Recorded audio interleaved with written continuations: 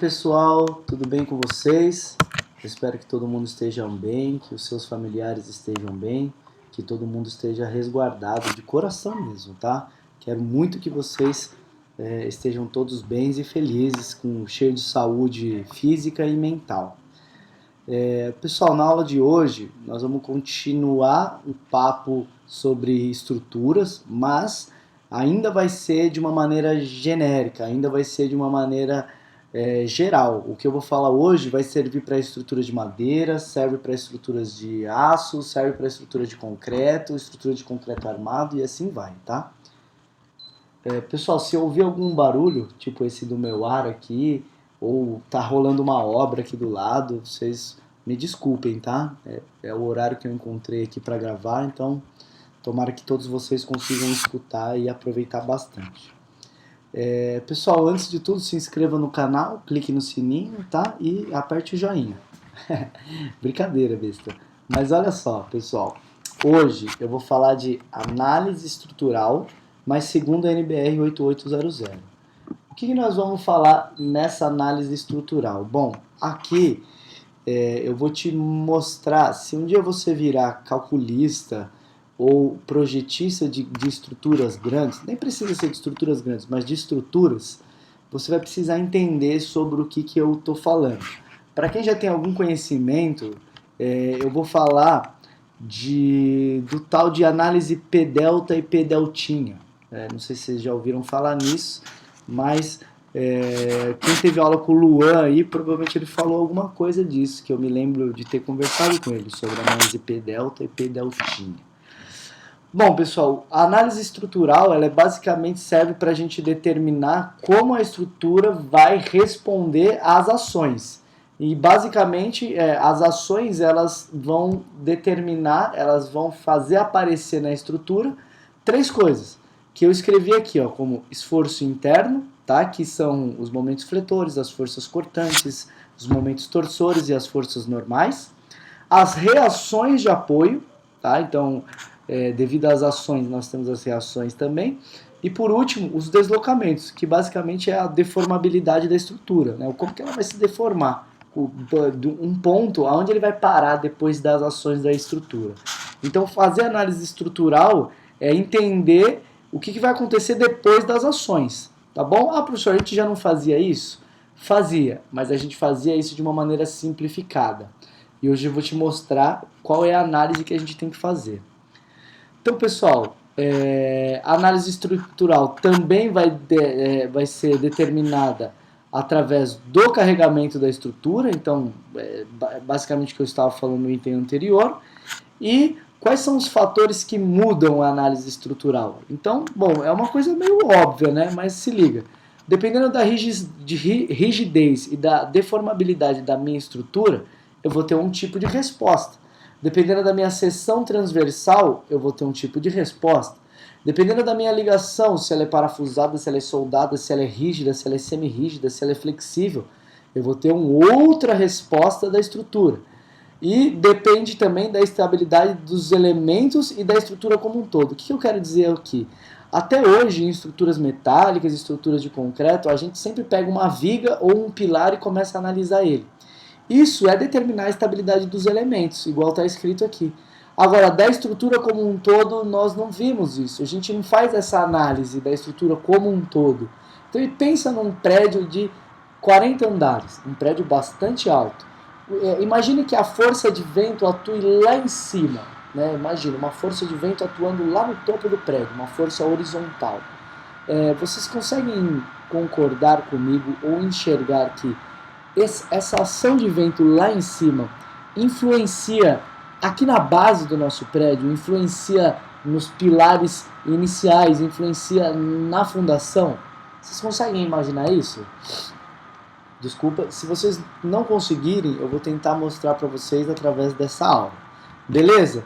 Então, gente, a análise estrutural novamente é entender como a estrutura vai se comportar através dos carregamentos e dependendo das características da própria estrutura, que é a rigidez e deformabilidade, o comportamento das seções, o comportamento das ligações e a estabilidade tanto dos elementos como do pórtico como um todo, beleza?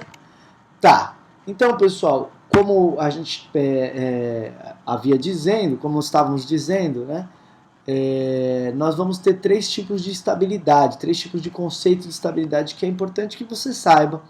É importante que você diferencie eles, né? O primeiro conceito é pensar na estrutura de uma maneira global, que é exatamente o que eu estava falando para você. É pensar num prédio de 40 andares, uma força horizontal lá no último pavimento, como que ela vai ser distribuída ao longo do resto da estrutura. Né? Então essa é pensar numa análise global, beleza? Bom, e análise local? A análise local é analisar uma viga ou analisar um pilar individualmente, ver se essa viga vai romper, ver se essa viga vai se deformar muito, ver se esse pilar vai flambar, ver se esse pilar vai ter grande deformação, e isso é fazer uma análise local, beleza? E por último, tem como fazer uma análise localizada. Análise localizada é você entender os elementos da seção transversal e não elementos da estrutura. Elementos da estrutura são as vigas, os pilares e as lajes. Os elementos da seção transversal são as mesas, são as almas, são as abas e assim vai. Entende a diferença? Então imagine que eu tenho uma viga aí e que está sendo que tem um esforço interno solicitante de momento fletor. Essa viga aí, ela pode, por exemplo, flambar a mesa e o resto ficar ok. Então, essa é uma análise que nós vamos ter que ter localizado. Beleza? Então, gente, são três esferas. A global, pensando no prédião como um todo. A local, pensando nos elementos estruturais, vigas, pilares e lajes. E as localizadas, que estão pensando nos elementos da seção, pensando nas mesas, nas almas, nas abas. Beleza? E assim vai. Bom, pessoal, vamos avançar. A análise estrutural, você vai precisar conhecer dois nomes que aparecem em todos os lugares. E tem a ver com aquilo que eu estava falando no começo, de P-delta e P-deltinha. Que conversa é essa? Então, olha só, gente. A análise estrutural de primeira ordem é o que você fez a vida inteira. Que é o quê? Desenhar lá seu pilar, sua viga, sua laje. E depois calcular os deslocamentos na estrutura. Então, ver qual é a flecha, ver quais são as deformações e analisar os momentos fletores e forças cortantes com a estrutura na posição inicial, que é o seguinte. Então, a gente sempre parte do pressuposto que a estrutura ela não tem deformação nenhuma, não é verdade? E aí a gente coloca os carregamentos e vê se ela aguenta, e vê quanto que ela vai deformar. Isso é o que a gente sempre fez. E a NBR 8800 e as análises avançadas que a gente tem que fazer para ser um calculista ou um projetista estão na segunda ordem. Então dá uma olhada aí nesse segundo trecho aqui, ó. Análise estrutural de segunda ordem. Gente, eu vou ler, mas você só vai conseguir entender legal nos próximos slides. Então dá uma olhada. A segunda ordem ela vai também estabelecer o equilíbrio da estrutura, mas partindo do pressuposto que essa estrutura já se deformou. Como assim, professor? Bom, olha só. Quando eu tenho a estrutura inicial, quando eu acabei de construir, em tese, em teoria, ela está 100% indeformada. E essa é a análise de primeira ordem. A análise de segunda ordem, eu vou pegar o resultado do que acontecer na primeira ordem e vou analisar a estrutura a partir disso. Basicamente é isso. E o que ele diz aqui é que se eu analisar a estrutura com ela já deformada, já após os efeitos de primeira ordem, elas vão ocorrer efeitos de segunda ordem, que é o que ele diz, gerando esforços adicionais, que é o que ele chama de forças vezes deslocamentos. Força vezes deslocamento, vamos lembrar lá da teoria, é o conceito, né, de momento fletor, né? Força vezes deslocamento, né? Força vezes braço, beleza? Então, eu sei que esse slide ainda não esclarece, mas os próximos você vai entender com bastante clareza. Pessoal, dá uma olhada nesse pórtico. Então, eu tenho um pórtico com 10 pavimentos, tá? Agora, se liga nessa linha de pilares que eu vou marcar com o mouse aqui, ó. É a última linha do lado direito. Ela não descarrega sobre um pilar, não é verdade? Ela está descarregando sobre uma viga de transição. Então por isso que ele chamou de pórtico plano assimétrico, né? Porque ele não tem simetria, não dá para eu cortar no meio e ele é igual de um lado do outro, com viga de transição. Isso acontece muito em edifícios. Por quê, gente? Acontece porque dentro do seu apartamento, dos apartamentos, você vai precisar alocar alguns pilares para dar estrutura às suas vigas. E às vezes lá no seu subsolo ou no seu térreo, você vai precisar de vãos livres, seja para passagem de carros e veículos, né, da sua garagem, seja para outros motivos quaisquer, você vai precisar dessa viga de transição. Não é obrigatório num prédio, mas muitos prédios têm. Para vocês terem ideia, o prédio que eu trabalhei da Gafisa, ele possuía 25 pavimentos e algumas linhas de pilares descarregavam em vigas de transições. Gente, essa viga de transição, ela tinha, sei lá, de altura, eu me lembro de uma viga de ter 1,10 m, de ter 1 m. Então é uma baita de uma viga, né? E com bitolas de aço de 1 polegada dentro. Então, 25 milímetros. Então, assim, vigas robustas, vigas rígidas, ok? Tá, aonde eu quero chegar com isso, pessoal? Dá uma olhada nessa situação. Eu vou comparar. Ih, a bateria vai acabar. Pera aí, pessoal. Eu vou falando enquanto eu vou tentando achar o carregador aqui. Eu vou comparar o modelo esquerdo, que é o modelo com a linha de pilares em cima de uma viga de transição, e um outro modelo que é o pilar indo até a fundação. Beleza? E aí, pessoal, no próximo slide eu vou marcar aqui para vocês os deslocamentos das estruturas. Os deslocamentos da estrutura. Então, gente, olha como analisar a estrutura de uma maneira global é muito importante. Porque se liga só. Vamos olhar o modelo da direita aqui, por exemplo. O modelo da direita, ele está marcando os deslocamentos.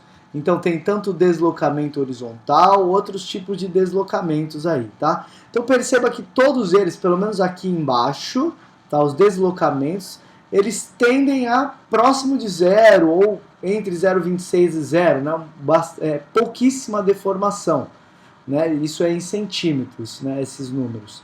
Já esse outro modelo, olha o que acontece, gente. Essa viga, ela é uma viga de transição e por mais robusta que ela seja, você tem uma linha de pilares, uma carga de compressão, uma carga muito forte atuando nessa viga. Então, naturalmente, sabe o que vai acontecer com essa viga? Ela vai deformar. Ela vai acontecer aqui uma grande flecha. Essa grande flecha, gente, faz com que no prédio inteiro... Opa, eu até passei. Faz com que no prédio inteiro gere um momento fletor no sentido da rotação do meu mouse. Como assim, professor? Pensa só, gente, essa força aqui está para baixo. Essa força está para baixo. Então, ela vai gerar, ao longo do meu prédio, um momento fletor no sentido horário aqui. E isso vai gerar isso daqui, ó. Próximo slide. Dá uma olhada nessa linha. Essa era a linha inicial. Essa linha inicial, então, mostrou que a minha estrutura, ela sofreu um grande deslocamento horizontal, galera. Ela sofreu um grande deslocamento horizontal. Então, olha lá em cima.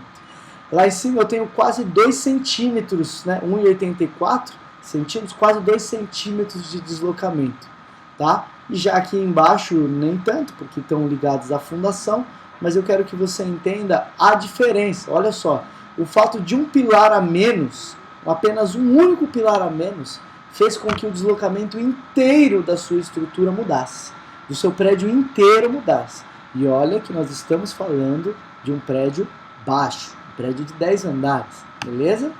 Pessoal, isso é fazer uma análise global, é entender a estrutura como um todo, beleza? Deu para sacar mais ou menos?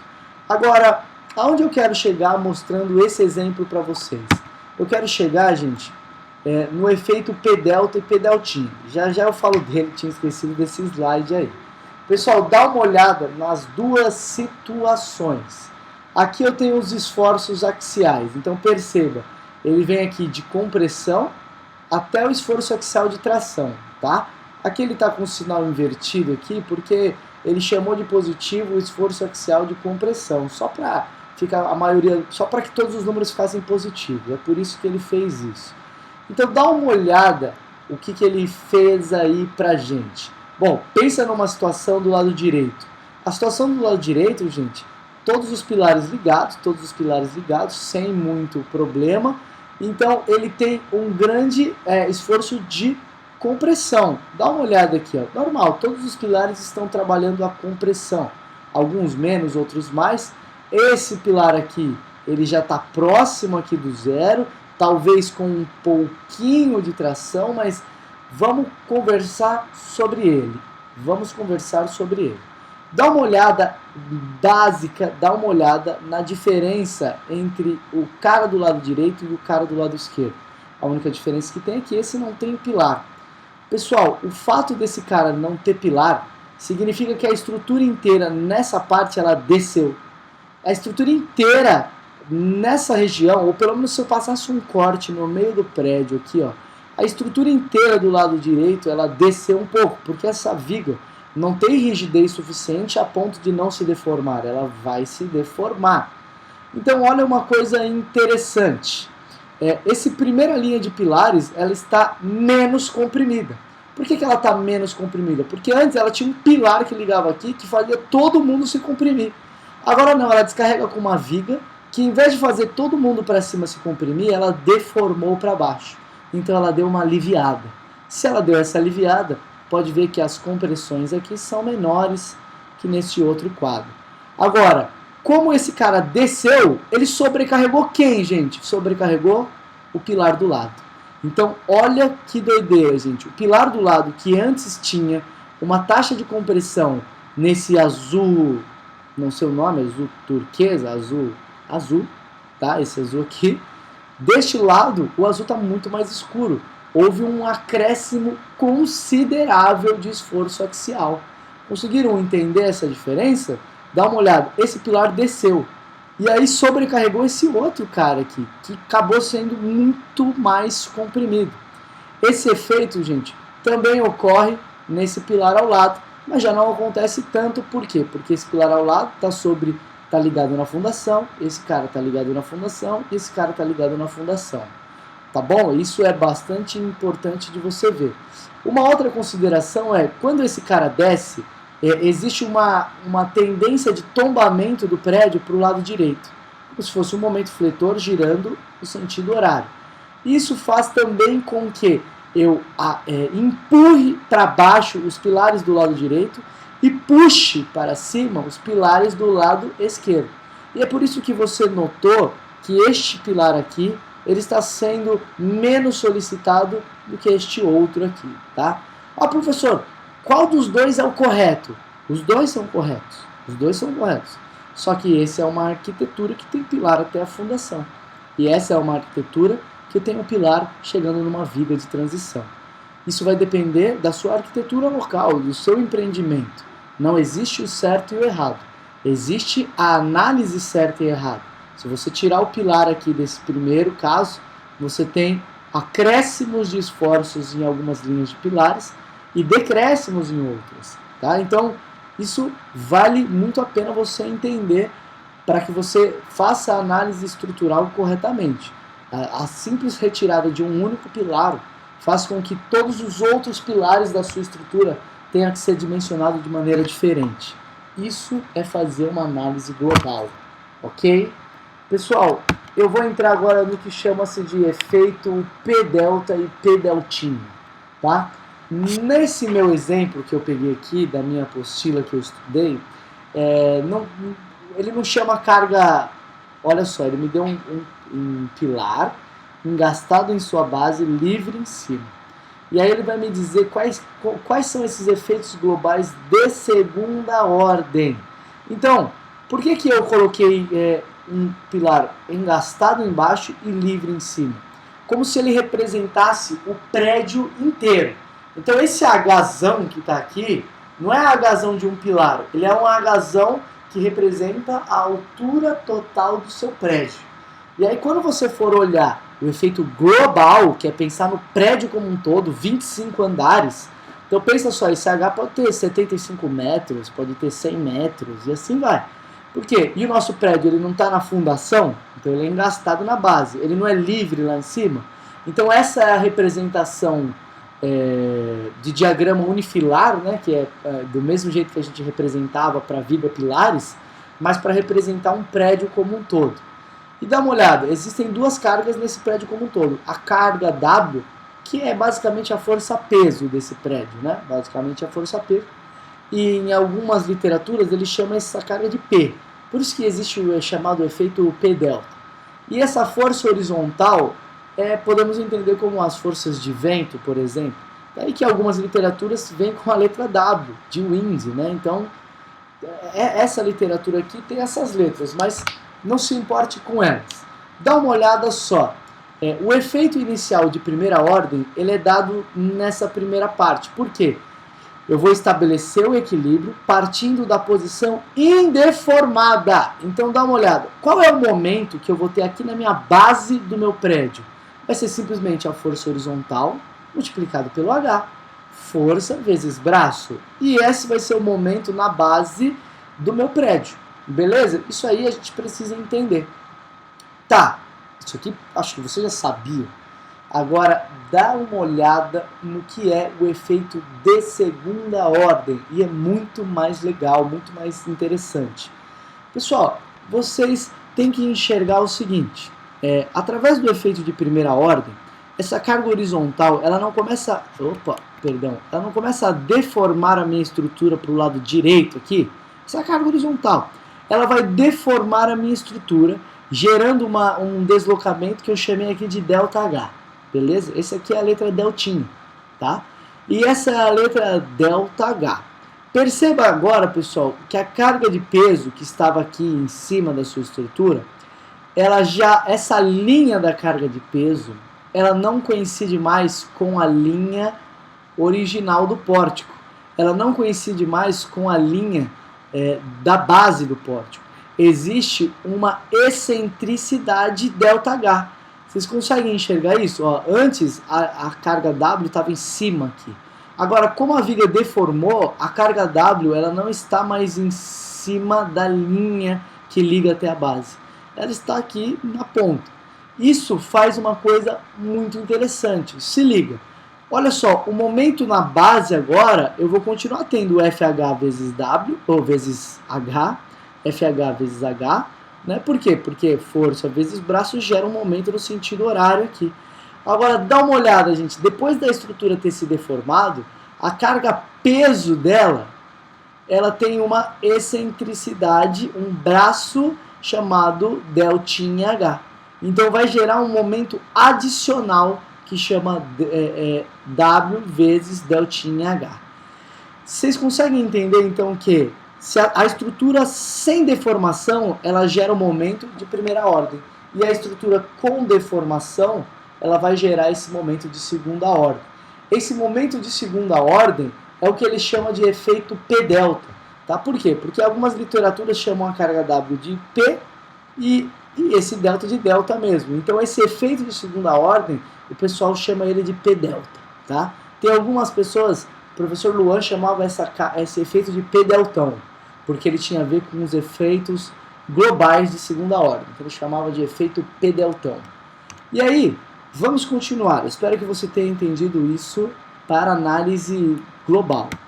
Agora, se liga isso daqui. Agora, gente, eu vou querer analisar um efeito local. Então dá uma olhada. Eu representei aqui um pilar. Esse cara aqui é um pilar. E aí ele está articulado nessa ponta e articulado nessa ponta. Um pilar de apoio livre imóvel. Né, apoio fixo imóvel, tá? Pode ser um pilar dessa maneira. E aí perceba que nesse pilar tá rolando um momento fletor aqui, ó, esse MMT que ele chama. Bom, esse momento fletor, pessoal, vocês conseguem imaginar que com o passar do tempo ele vai causar uma flexão nesse pilar, gerando um efeito deltinha, uma deformação. Pensa só, é um pilar sobre momento fletores. Um pilar sobre momento fletor, ele vai começar a se deformar. E aí dá uma olhada, gente. Eu tenho agora a minha estrutura, ela está em pontilhado, porque ela se deformou. A minha estrutura está em pontilhado. Então, o que vai acontecer em relação ao efeito de segunda ordem? Tá vendo essa carga P que antes estava atuando sobre o eixo longitudinal da viga? Agora ela não vai mais coincidir com o eixo longitudinal da viga. O eixo do pilar, perdão. O eixo longitudinal do pilar, ele está aqui, ó, deformado. Então vai aparecer nesse pilar um momento adicional. Então dá uma olhada. Se eu não tivesse o efeito de segunda ordem, como é que seria? Bom, eu corto minha viga, meu pilar, e olho para cima. E aí eu enxergo só esse MNT. Então olha só, o momento de segunda nesse pilar é esse MNT todinho aqui, ó. Perceba que ele é constante. E esse MNT a gente chamou de efeito de primeira ordem. Só que, gente, esse efeito de primeira ordem, ele gera um deslocamento. E esse deslocamento, junto com a carga P que está ali, por que a carga P não muda de lugar? Porque esse é um apoio e esse é um apoio. Eles não saem do lugar. Bom, já que eu tenho uma excentricidade entre o eixo longitudinal e a carga P, eu vou ter um efeito de momento que ele chamou aqui de P deltinha, que é o P deltinha. Então, por isso que no anterior eles chamam de efeito P deltão e aqui de P deltinha. Nada mais é do que a mesma coisa, mais um para uma análise global e outra para uma análise local. Então perceba que essa barriguinha que ele coloca aqui é o momento de segunda ordem. E por que ela não é constante? Porque dá uma olhada, gente, tá vendo que nesse trecho pontilhado tá bem próximo da linha, né? Então se está bem próximo da linha, a excentricidade é quase nula. Então ela parte do zero e vai aumentando, chegando máximo no meio do vão, porque no meio do vão onde eu tenho delta máximo. E aí depois ela continua diminuindo. Então, gente, eu vou ter os momentos aplicados no pilar somados com os efeitos de segunda ordem, que são chamados de efeitos P delta. Beleza? Entenderam? Bastante difícil, mas, gente, muito, muito, muito, muito importante. Ok? Então, vamos continuar aí, pessoal. Continuando. Bom, continuando é o seguinte. Como nós devemos estruturar, como nós devemos montar a nossa estrutura de tal forma que ela consiga resistir a esses efeitos P delta, P deltinha, efeito de primeira ordem e efeito de segunda ordem. Bom, então existe o primeiro tipo de pórtico, que é a análise do prédio como um todo, que é chamado de pórtico rígido, tá? Bom, esse pórtico rígido, gente, ele é muito, muito, muito utilizado em estrutura de concreto armado. Por que estrutura de concreto armado? Porque a estrutura de concreto armado, eles possuem as seções transversais maiores.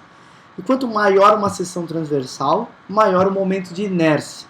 Então, dá uma olhada aqui, ó. Se eu colocar um pórtico rígido, assim como esse, um pórtico que você já conhece, e se todos esses perfis fossem metálicos, pensa só, todos os perfis metálicos, perfil vigaí, perfil cantoneira, perfis esbeltos, né? O perfil metálico ele tende a ser esbelto. O que vai acontecer? Esses esforços horizontais, combinado com as cargas pesos, vão fazer essas estruturas se deformarem muito. Por que elas se deformam muito? Porque elas têm pouco momento de inércia. Então, por isso que no slide anterior ele fala mais utilizado em estruturas de concreto armado, econômico para estrutura de até 25 pavimentos. Por que ele diz isso?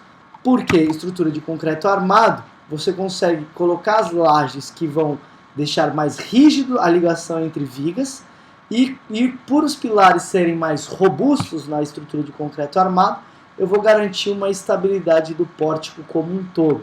Beleza? Essa é a ideia que você precisa ter para o pórtico rígido. Bom, e se eu for fazer de estrutura metálica um empreendimento alto? Como é que eu faço? Se está escrito aí na apresentação que é mais utilizado em concreto armado. Como é que eu faço? Bom, um tipo de solução é fazer os pórticos contraventados, tá? Então, é utilizar contraventamento. A desvantagem disso é que limita a arquitetura do vão. Professor, o que é contraventamento? Dá uma olhada aqui, ó. Contraventamento, pessoal, basicamente é colocar barras de aço ou cabos, nem tanto, mas perfis de aço que ligam em X ou até mesmo em uma única direção para que eu consiga resistir e transferir esforços. Então imagine só, essa carga está de lado. Essa carga tenta empurrar minha estrutura toda para este lado, tá? Para o lado da direita aqui.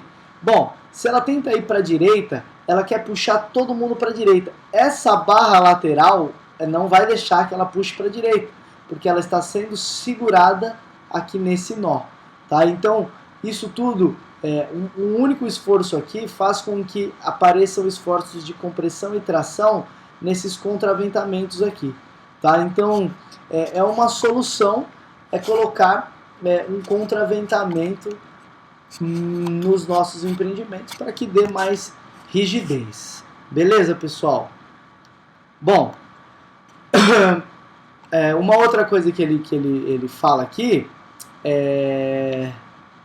esforços horizontais transferidos aos contraventamentos verticais devido à rigidez da laje. Então, olha só uma outra que ele colocou. Ele colocou em cima aqui desse pórtico uma laje rígida. Ele não mostrou ela toda, mas por quê? Essa laje rígida, ela vai fazer essa transferência de esforços horizontais para as vigas. Beleza? Bom, continuando. E se eu não quiser fazer um pórtico contraventado, porque isso limita a estrutura, limita a arquitetura, né? Imagina aqui, eu não vou poder deixar um vão livre, eu não consigo colocar uma janela, eu não consigo colocar uma abertura. Aqui é limitado, né? Eu preciso. Aqui a única coisa que eu consigo fazer nesse painel com 2 perfis metálicos em X é cobrir de alvenaria e fechar isso, tá? Então limita a minha estrutura. O último tipo de estrutura que a gente tem aqui é o que eu chamo de estrutura com núcleo central rígido. Essa estrutura com núcleo central rígido, ela é bastante conhecida aí em vários prédios altos, né? O prédio que eu tive a oportunidade de trabalhar em São Paulo, ele usava exatamente esse tipo de estrutura, tá? Então ele era um prédio relativamente alto, então tinha 25 andares mais 3 subsolos, tá? 25 andares não, porque o último andar era duplex, era um pouquinho maior, mas era mais ou menos isso. E nós não fizemos nem pórticos contraventados e nem pórticos rígidos, apesar de ser em concreto armado. Nós fizemos o pórtico com núcleo central rígido, que é o que, pessoal? Dá uma olhada nisso. Você vai fazer uma estrutura convencional aqui, podendo ser de metálica ou de concreto armado, mas você vai pegar aqui e vai fazer um núcleo de concreto armado, dando uma rigidez à estrutura como um todo. Então, desde lá da sua fundação até o último pavimento, você vai fazer o poço do elevador aqui, você não vai fazer um pilarzinho só nos cantinhos, não. Você vai fazer um pilar dessa dimensão, que vem tudo. Um pilar dessa direção. Parece um U enrijecido, né? Só que é um U enrijecido gigante, tá? E é concretado de começo ao fim, sem ligações do começo ao fim. É claro, concreta-se de andar por andar, mas essa é algo para você saber. Normalmente ela está ali no posto do elevador e entre as escadas de emergência, beleza?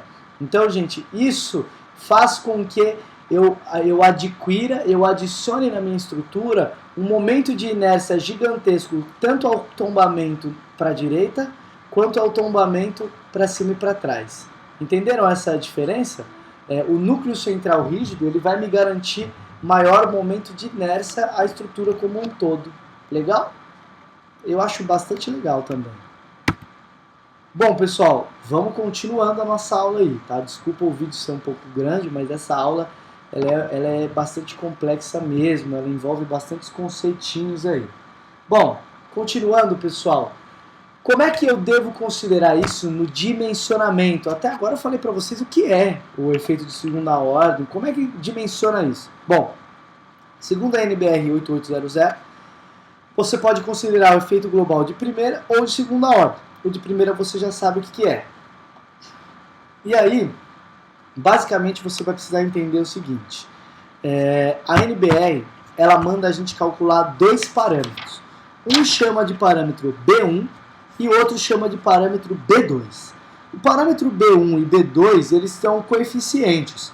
E eles vão medir o quê? Eles vão ser um coeficiente que vai colocar na sua estrutura os efeitos de segunda ordem local e global. O B1 é o efeito de segunda ordem local e o B2 é o efeito de segunda ordem global. Então, quando eu quiser adicionar o efeito de segunda ordem na minha estrutura, eu tenho que ir atrás desse cara B1 e B2. E aí, como é que a norma faz isso? A norma, gente, ela vai dividir a minha estrutura em pequena deslocabilidade, ou seja, aquela estrutura que se deforma pouco, são estruturas baixas, né? Ela vai dividir em média deslocabilidade e grande deslocabilidade. Agora, como é que faz para ver se é pequena, média ou grande? E aí é o seguinte, ó, a classificação da estrutura, eu voltei o slide, tá? Quanto à deslocabilidade, pode ser calculada através do parâmetro B2, descrito no anexo D da norma. Então, gente, primeira coisa é, se você olhar na norma, ele vai dizer que eu preciso pegar os deslocamentos horizontais de segunda ordem e dividir pelos deslocamentos horizontais de primeira ordem em cada andar e ver se esses números dão menor que 1.1, 1.1 até 1.4 ou maior que 1.4. É isso que está escrito na norma.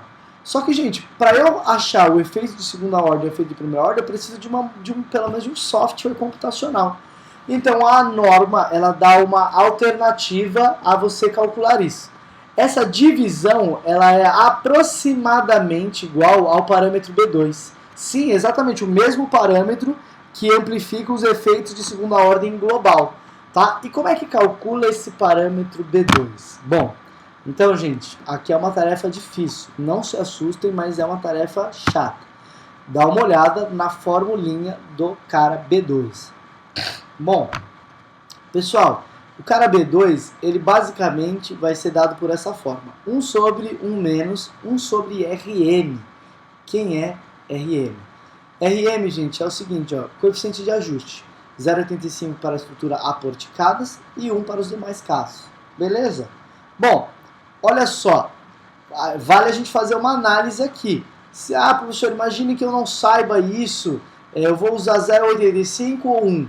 Bom, vamos pensar na matemática. Olha só, se o RM está no denominador, 1 sobre 0,85 não é um número maior que 1? Dá 1,2 mais ou menos. Então, se eu usar 0,85, esse número cresce. Se esse número cresce, toda essa parcela cresce. Se essa parcela cresce e eu faço 1 menos ela, a parcela toda de baixo diminui. E se ela diminuir, o parâmetro B2 aumenta. E o parâmetro B2 aumentado é bom porque é conservador. A gente se conserva e coloca um efeito de segunda ordem ainda maior. Tá? Então, assim, na dúvida, utilize 0,85. Tá bom? Bom, vamos lá. Isso multiplica o quê? Multiplica o ΔH dividido por Hzinho. Então, olha só, o ΔH é o deslocamento relativo entre os níveis superior e inferior de cada andar, obtido em análise de primeira ordem. Então, olha só, você vai olhar o seu andar que tiver o maior deslocamento horizontal e é ele que você vai colocar aqui como ΔH, o maior deslocamento horizontal. Professor, como é que você quer que eu faça isso? Bom, gente, aqui você vai precisar de um software de modelagem estrutural para pelo menos descobrir esse primeiro ΔHzinho. Beleza? Dividido por H, que é basicamente a altura do pavimento que você quer estudar. Professor, então se esse ΔH tem a ver com deslocamento no andar, significa então que o parâmetro B2, ele existe um para cada andar? Sim, mas você vai pegar o maior deles, você vai usar o maior de todos. Então, após fazer essa conta, você tem que multiplicar por, olha só, somatório de NSD. O que é NSD? As forças normais de cálculo nos pilares desse andar que você viu. Então, você vai pegar o deslocamento horizontal nesse andar, dividir pela altura do pavimento e multiplicar pelo NSD, que é força normal de todos os pilares do andar que você está estudando. E dividir por HSD, que é a força cortante nos pilares do andar que você considerou. Quando ele fala força cortante, é basicamente força horizontal, porque se o pilar está disposto na vertical e a força é horizontal, essa força ela é cortante. Beleza? Então, gente, perceba que o parâmetro B2 ele é bastante difícil de calcular. Então, a primeira coisa é, você vai calcular o parâmetro B2 para saber se está em pequena, média ou grande deslocabilidade. Tá, professor, vamos supor que eu calculei e deu pequena deslocabilidade. Pessoal, olha só o que a nossa teoria nos diz. Ela nos diz, a norma nos diz. Ela nos diz que se eu calculei o parâmetro B2, o pior de todos, o maior de todos, e ele deu menor que 1.1, menor ou igual a 1.1, significa então que eu vou ter que fazer o seguinte: eu vou ter que considerar os efeitos das imperfeições geométricas iniciais. Pessoal, o que é efeito da imperfeição geométrica? Bom, toda estrutura, gente, ela pode ter influência das imperfeições. E essas imperfeições elas podem ocorrer de três maneiras. Tenta enxergar elas comigo. A primeira delas é a mão de obra mal feita. Imagine que eu faça um prédio com muitos andares e que a prumada desses pilares está muito deficiente. Ou seja, é um prédio que está basicamente torto. A prumada dele não foi respeitada. Lembra aquele efeito P-delta? Esse efeito P-delta vai acontecer devido ao não prumo. Você não estar no prumo significa que a força-peso vai estar excêntrica à linha longitudinal do pilar. Vocês conseguem entender? Basicamente é isso aqui ó, que eu quero mostrar. Ó. Basicamente é isso aqui. Ó. Imagine que essa posição deformada do meu prédio não seja devido à ação de vento, e seja devido à construção mal. Você construiu um prédio torto. Bom, a força-peso excêntrica ao eixo vai gerar um momento adicional, que é o que eles chamam aqui de... Desculpa, gente. É o que ele chama de imperfeições geométricas. Um outro tipo de imperfeição geométrica que existe, gente, é a imperfeição que vem de fábrica. Então, o seu próprio elemento estrutural, ele pode vir com imperfeições vindo da fábrica. Isso vai gerar também um efeito P-delta. Uma última coisa, gente, que pode acontecer na fábrica também, é ter tensões residuais devido à furação, devido à laminação. Isso pode acontecer tensões residuais. Então esses são os efeitos das imperfeições geométricas. Agora, se a sua estrutura tiver pequena deslocabilidade, olha o que você vai fazer. Você tem duas maneiras de fazer. Se você estiver utilizando um software para calcular, a primeira delas vai lá no seu andar e adiciona um deslocamento horizontal que vai ser dado por altura do pavimento dividido por 333. Mas se você acha isso difícil, como colocar uma deformação no meu programa, você pode substituir isso para, ao invés de colocar uma deformação, você vai colocar uma carga nocional, que ele chama. É uma carga horizontal, pessoal. É basicamente uma carga horizontal, que vai ser dado por 0,3% de Gesam. Beleza, pessoal? É isso que você vai ter que fazer aí. Não tem muito segredo. Ou eu adiciono esse deslocamento, ou eu vou colocar uma carga adicional que é 0,3%. Beleza, pessoal? Isso é bastante importante que você saiba, tá? Vamos continuando aí. Continuando, ele diz o seguinte aqui, que esse efeito global de segunda ordem para pequenas deslocabilidades, eles podem ser desconsiderados desde que ocorra essas segundas ideias aqui. Ó. Então, você considerar os efeitos das imperfeições, tá? Que é esses aqui, e essa carga, ó, N sobre A dividido pelo escoamento, seja menor dos 50%.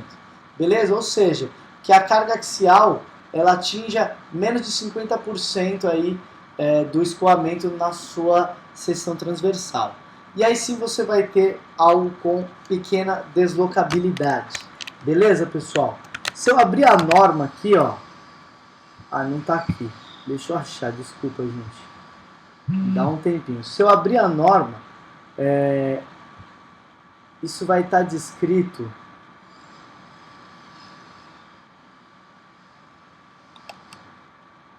aqui, ó. Aquilo que eu falei está escrito aqui, ó. Então, ó, nas estruturas de pequena deslocabilidade média, os efeitos das imperfeições devem ser levados em conta na análise por meio Então, ó, por meio da consideração em cada andar de um deslocamento horizontal relativo entre os níveis inferior e superior de h sobre 333, sendo h a altura do andar. Admite-se também que esses efeitos sejam levados em conta por meio da aplicação em cada andar de uma força horizontal equivalente, denominada aqui força nocional, igual a 0,3 de Gzão, que é o valor das cargas gravitacionais em todos os pilares, tá? E outros elementos resistentes a cargas verticais de cada andar. Não é para fazer do prédio todo. Beleza, pessoal? É isso que eu queria dizer com essa carga nocional. Então, 0,3% da carga gravitacional de todos os pilares do andar considerado. Perceba como está ficando difícil. Agora, e se der média deslocabilidade? Bom, dá uma olhada aqui na norma. Nas estruturas de pequena e média deslocabilidade deve ser feito aquilo. Então, ó, para média deslocabilidade, gente, também eu tenho que colocar as cargas nocionais ou adicionar esse efeito de Hzinho aqui, que é um deslocamento horizontal. Mas aqui também eu tenho que levar a consideração de outras coisas. Quando eu tiver média e grande deslocabilidade, pessoal, eu vou ter que reduzir a rigidez axial e a rigidez da flexão dos elementos a 80%, pessoal. 80% do valor. É como se eu falasse que a estrutura do meu pavimento ela não é mais 100% que eu encontrei, e sim apenas 80%. Beleza? Basicamente é o parâmetro EI que ele quer que você diga, né? EI ou EA, tá? Que é o módulo de elasticidade vezes a área ou o módulo de elasticidade vezes o momento de inércia. Isso que você vai ter que reduzir a 80%. Beleza? Pessoal, bastante difícil, né? Vamos continuando aí. Análise de segunda ordem. Agora ele quer dizer o seguinte. Na prática, se eu tiver um momento fletor para calcular em uma estrutura, ou uma força normal, como eu devo proceder? Como eu tenho que fazer? A formulinha que está aqui na sua norma é essa. Se você quiser encontrar ela, você não vai encontrar aqui, ó. Tá bom? Você não vai encontrar aqui. Você vai encontrar ela apenas no anexo D. Achei. Apenas no anexo D aqui, ó. Perceba, dá uma olhada na fórmula, ó. Uso do método. Em cada uma das estruturas, o momento e a força axial solicitante devem ser determinadas dessa maneira. Pessoal, então, dá uma olhada nessa forma. Ele pega os nossos momentos e ele separa em momento NT e momento LT. E aí multiplica um por B1 e outro por B2. Já na força axial, ele multiplica o NT e depois o LT, só que só multiplica por B2, não tem a multiplicar por B1. Tá? Ou seja, aqui na carga axial, o B1, que era o efeito local de segunda ordem, não precisa, ele pode ser tomado como 1. Tá? Agora, vamos lá, vamos ver o que é esse NT e LT. Bom, a primeira coisa que ele te fala aqui é como calcula o B1 e o B2, então, né? Tá. O B2, aliás, eu já te mostrei como calculo, está em alguns slides anteriores. O B1, gente, ele basicamente vai ser isso aqui, ó. Ele basicamente vai ser CM dividido por 1 menos NSD dividido por NI. Tá, eu vou olhar a parte de baixo que é mais fácil. 1 menos NSD, gente, ó, força axial de compressão na barra considerada. Então, primeiro, se eu estou falando de momento e força axial, agora eu estou analisando as barras. Eu quero chegar no esforço solicitante ali, tá? Nesse esforço solicitante, então, eu vou pegar a força solicitante de compressão, tá? Por que tem um umzinho aqui? Porque é de primeira ordem. E vou dividir pela carga crítica de Euler, que é a carga crítica de flambagem. Lembra dela? Se você não lembra, ela vai estar na aula de flambagem de resistência dos materiais 2, que ela basicamente era π² EI sobre L². Lembra de alguma coisa do tipo? Se não lembra, você depois consegue olhar ou pesquisar na internet. Então é a carga de compressão dividido pela carga de flambagem. E isso, gente, tudo é Cm dividido por isso, tá? Cm dividido por isso tá aqui, ó. Vai ser 1 quando houver forças transversais entre as extremidades da barra, tá?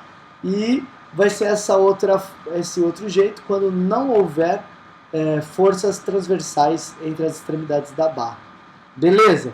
E aí, gente, o M1 sobre o M2, pensa num pilar que vai da base até lá em cima, assim como esse pilar aqui, ó. Deixa eu mostrar. Aqui, ó. Aqui, melhor. O M1 e o M2 basicamente vai ser M1 e M2. Beleza? M1 e M2. Aplicado no pilar. E aí ele diz que é a relação entre o menor e o maior momento fletor. Deve ser tomado positivo quando os momentos provocarem curvatura reversa e negativo quando os momentos provocarem curvatura simples. Pessoal, curvatura reversa é quando um momento está... Deixa eu mostrar aquele imagem de novo. Ó, essa curvatura, esse está no anti-horário e esse está no horário. Mas perceba que eles provocam uma curvatura simples. Isso chama-se curvatura simples. Agora, imagine que esse esteja num sentido, por exemplo, no sentido anti-horário, como esse de cima, e embaixo também no anti-horário. Eles vão se curvar de uma maneira esquisita. Essa curvatura chama-se de reverso. Beleza? Tá, olha quanta coisa a gente falou. Olha quanta coisa a gente falou. Então, gente, para que eu determine o B1 e o B2 foi determinado para vocês por uma fórmula que envolvia lá RM, as cargas horizontais e verticais no pavimento, e agora o parâmetro B1 é calculado dessa forma, e ele é o efeito local de segunda ordem. Bom, mas mesmo assim não deu para entender muito bem essa aula. Por quê? Eu aprendi só como calcula B1 e B2. Agora, o que é esse MNT e MLT? Eu não poderia simplesmente somar B1 e B2 e multiplicar pelo momento de primeira ordem que eu já conhecia? Não. A resposta é não. A análise da NBR 8800 ela é bastante complexa, tá? Ela é bastante difícil. E aí, olha o que você vai ter que fazer. Bom, agora é onde eu vou entender o que é estrutura NT e o que é estrutura LT. Pessoal, quando você tiver um software, você vai ter que modelar a sua estrutura de 3 vezes. 3 vezes. Né? Na verdade, 2 vezes só. Olha só o que o modelo da NBR fala para a gente fazer. A estrutura original é essa primeira aqui, ó. Não é essa primeira? É essa primeira aqui. Essa é a estrutura original. Tem os carregamentos, tá tudo ok.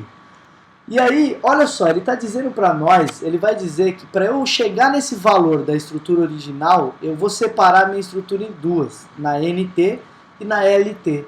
A NT, sabe o que ele vai fazer? Ele basicamente vai colocar uma rigidez lateral em todas as vigas laterais, tá? Em todos esses pilares e vigas. Como assim, professor? Eu quero dizer o seguinte, basicamente eu vou impedir os movimentos horizontais. A estrutura NT, gente, é a estrutura que impede os movimentos horizontais, tá bom? É o momento fletor e você vai pegar a sua estrutura no seu software, vai colocar esses apoios aqui, colocar os carregamentos e botar para rodar. Beleza? Botando para rodar, os valores de carga axial de momento fletor que você achar serão esse aqui, ó, o MNT e o NNT. Beleza? Bom, é meio complexo, né? Então pensa só. Primeira coisa que eu vou fazer no meu software é travar os deslocamentos horizontais e botar ele para rodar. Botando ele para rodar, o que vai acontecer? Eu vou chegar nesses valores, MNT e NNT. E aí eu já tenho metade do problema resolvido. Tá, só que essa estrutura B, ela não é equivalente à estrutura A. Como é que eu vou fazer para equivaler à estrutura A? Dá uma olhada o que você vai ter que fazer no seu software estrutural para chegar numa análise boa de segunda ordem. Você vai precisar pegar o valor das reações de apoio. Lembra que você travou lateralmente? Se você travar elas lateralmente, não vai aparecer reações de apoio? RSD, RSD, RSD. Chama-se reações de apoio. Porque pensa, essa força está para o lado, tentando empurrar esse cara para a direita. Esse cara empurra para a esquerda de volta. Então eu vou pegar o valor das reações de apoio e colocar numa terceira estrutura que só vai ter travamento embaixo mesmo, assim como a estrutura original, mas eu não vou colocar ela como reações, eu vou colocar ela como esforços no ponto em que você travou. Então basicamente ele quer dizer o seguinte, aqui eu travo, finjo que está travado, e aqui eu destravo, e aí eu vou somar esses dois efeitos para que o efeito seja igual ao efeito original. Olha que complexo demais. Então eu não vou rodar a estrutura original, porque ela não consegue estabelecer efeito de segunda ordem. A única maneira que eu tenho é, eu travo os apoios e boto ela para rodar, anoto os valores de força cortante, e força normal e momento fletor. Depois eu libero elas dos movimentos horizontais e coloco como carga atuante as cargas de reação de apoio. Beleza? Vale lembrar que essas cargas laterais que a gente tem que colocar aqui na estrutura MT, elas têm que ser acrescidas daquelas cargas nocionais. Lembra? Porque é uma análise de segunda ordem. Eu vou precisar adicionar as cargas nocionais. E digo mais, se for grande deslocabilidade, você ainda vai precisar reduzir a rigidez axial e transversal para 80%. Beleza, pessoal? Então, vamos continuando. Basicamente, então, os esforços vão ser isso. Você vai determinar o MNT e o MLT. Professor, o que é esses momentos mesmo? De novo, eu vou pegar essa estrutura da maneira B e vou determinar os MNT. E a segunda maneira, eu vou colocar esses carregamentos, botar a estrutura para rodar e vou anotar os MLT. E aí sim, aí sim eu vou ter esses dois momentos, que multiplicados pelo parâmetro B1 e B2, aí sim vai me dar o meu momento máximo. Pessoal, eu entendo que dificilmente vocês vão sair de uma aula remota, de uma aula à distância, e vão saber calcular prédios gigantescos com análises de segunda ordem bastante legais. Provavelmente não, mas você precisa sair do curso de estruturas metálicas sabendo o que é analisar uma estrutura na primeira ordem e o que é analisar ela na segunda ordem. E saber que para analisar em segunda ordem, eu não faço de uma maneira convencional. Eu tenho que separar a minha estrutura em dois modelos, beleza?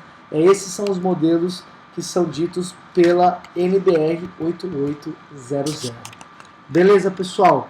Eu sei que você deve estar cansado com esse vídeo, ele foi bastante complexo, bastante difícil, mas é isso. Fiquem bem, todos, no que vocês precisarem de ajuda. Vai ser um prazer, assim, inenarrável ajudar vocês, tá? Eu estou tentando fazer o meu melhor nas videoaulas. Eu não gosto muito de videoaula mostrando a minha cara, até porque a minha cara, além de ser feia, ela não acrescenta conhecimento. Mas eu estou gostando de fazer desse jeito, gravar minha tela e ir explicando para vocês da melhor maneira que eu consigo, tá bom? Eu criei esses slides para tentar ajudar. Então, gente, como a culpa do corona não é minha, nem sua, nem da faculdade e nem da China, né? A culpa não é de ninguém. Então a gente vai ter que se ajudar, tá bom? Pessoal, tirem dúvidas pelo AVA. Podem me contatar, podem me mandar e-mail, eu estou aberto a ajudar vocês demais. Tá bom, pessoal? Um grande abraço, foi um prazer estar com vocês. Desculpa fazer um vídeo aula longo e cansativo, mas essa análise ela é muito importante e meio chatinha, beleza?